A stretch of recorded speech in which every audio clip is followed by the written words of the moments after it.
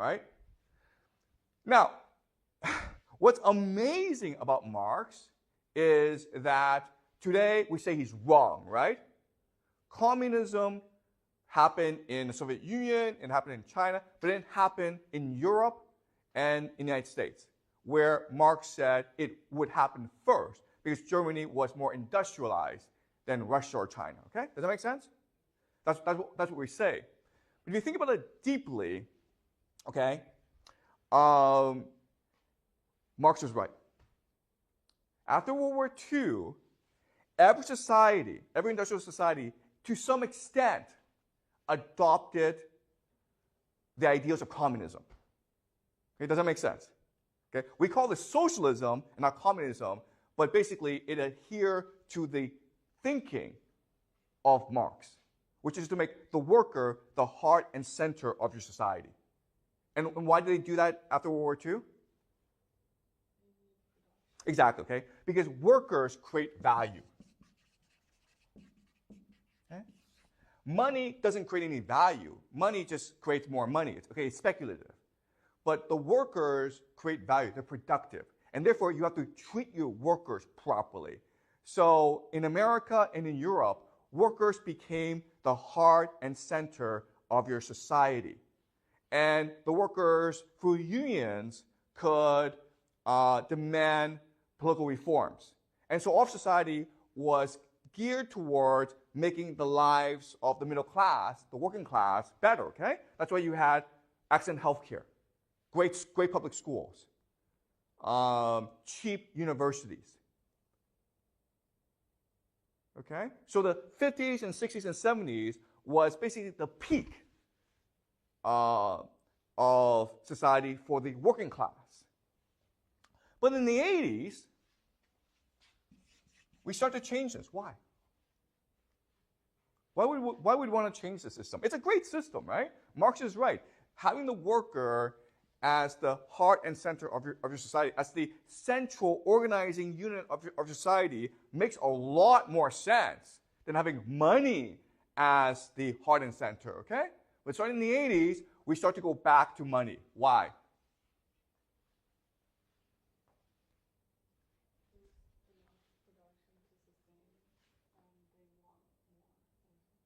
Excuse me? Like they have the production necessary for society, so they want more. Like, who wants more? Yes, exactly. Okay. So what happened in the 80s is something called the revolt of the elite. Okay? In other words, the problem with having a society based on the worker is it becomes too egalitarian, too equal, right? But if you're like the elite, you don't want equality, you want difference. You want to have power and money in your hands. Does that make sense? So the revolt of the elite happened in the 80s, and this is what we call in the United States the Reagan Revolution, okay? The Reagan Revolution. The beginning of neoliberalism, free market capitalism. And in Britain, it was called Thatcherism, okay? Margaret Thatcher, the Thatcher Revolution. And so now you need to transition away from the worker to something else, okay? Another ideology that allows the elite to amass power, okay? So just to show you how radical this revolution was. In the 1970s, okay, if you were a CEO, the head of a company, okay, you were making on average $1 million a year. That's pretty good, right? That's really good money. And that $1 million was more than 20 times the worker. Okay? And that's pretty reasonable. Today, the average CEO in the United States makes $20 million a year. And that is 200 to 300 times more than the average worker in the company. Okay, does that make sense? So in the 80s, inequality started to explode, right? And so they were transitioning from the worker to a new organizing unit called the consumer.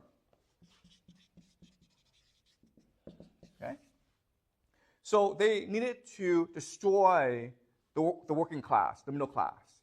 And the way they did it was by introducing a new concept called the consumer, okay? So in the 50s, 60s, and 70s, the government promised you a good job. If you were a member of a society, if you were a citizen, I promise you a good job that you would have for the rest of your life, okay? So in the 80s, the government said, I promise you that you have low prices and a wide selection of goods. Okay, does that make sense? All right. So this sounds like a subtle shift, going from the worker to the consumer, okay? But what this meant was a revolution in society, a revolution in politics. So remember that, an example of the worker has to have political consciousness in order to protect his or her rights, in order to organize and unify and push for favorable political reforms, okay? That's what the worker must do, okay? But now let's think about the mentality of the consumer. And to do this, let's do another thought experiment. And the thought experiment is this. Everyone in the school, about 500 people, I decide to give everyone $1 million US, okay? So everyone in the school has exactly $1 million US to spend. What happens now? Think about this. What happens now? Use your imagination. What happens? What's the first thing you do?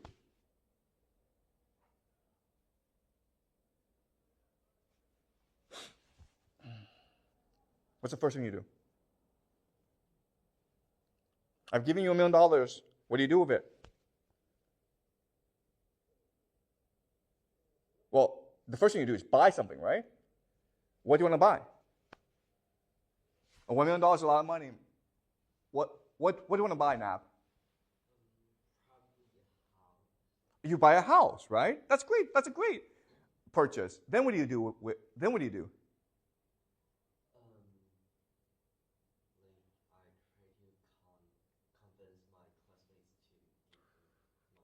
Okay, first thing is Nab buys a house. Then what does he do?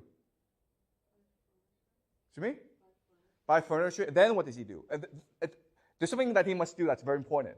What does he buy the house? What does he want to do? He wants to take pictures and post on social media, right? So everyone sees it on social media. Then you see this. Nab has this huge house in Beijing with lots of fancy furniture. What do you do now? You also want to buy a house. But what kind of house? A bigger house, right? And then what do you do? You also post pictures, okay? Then how do other people feel? You think this is funny, okay? But this happens all the time. So very quickly, what happens in the school?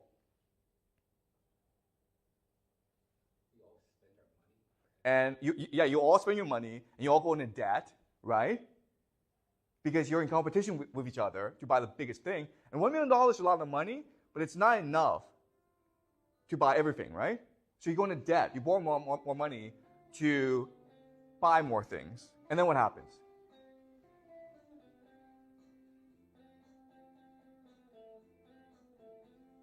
And then what happens? How do you guys feel about each other? Do you guys have lunch together? Do you guys have dinner together? Do you guys like to share homework together?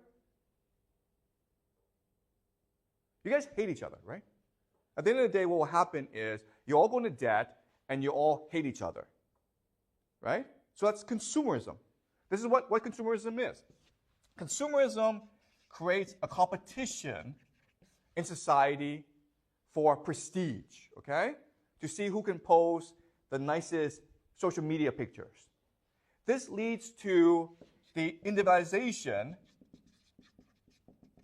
or the optimization of you, okay? In other words, you are now unable to act together.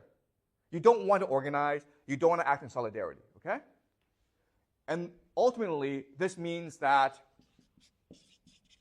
you develop economic logic, okay? And what is economic logic? It's to see the world only through the lens of capital. Okay, does it make sense? So when you see someone and you're like, okay, well, do I want to date this person? You don't ask, oh, is this person a nice person? You ask yourself, how much money does this person have? Okay, do you understand? You use economic logic in order to understand the world and to reason and analyze the world, okay? Now, let me ask you this question. Today, is this how China works? Is this how the world works? The answer is yes, okay? Are you like this? Yes, you are like this, okay? You've been brainwashed into thinking that this is the only way to behave and to think. You're in school. Why are you in school? So you can get a good job. Why? To make money. And so you can buy things, okay? You understand? That's how you all think.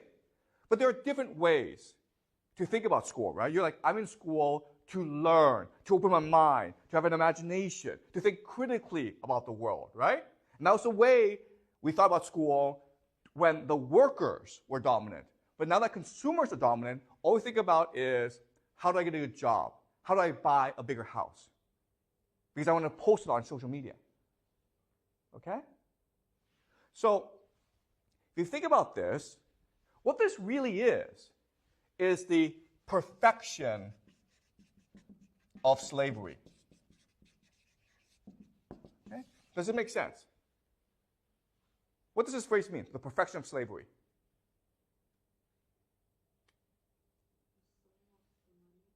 Yeah, you become a slave of the money, but what? Why is this perfect? We don't even realize it. Yes, okay. You understand? If you're a slave, you rebel, right? But if you don't know you're a slave and you like this, you choose this, then you will never rebel, okay? So the consumerism is the perfection of slavery, okay? And that's why Francis Fukuyama thinks that consumerism is the end of history, because it is a system that achieves what the elites want, and the masses are unwilling and unable to protest and rebel. Okay, does that make sense? It's a perfect system.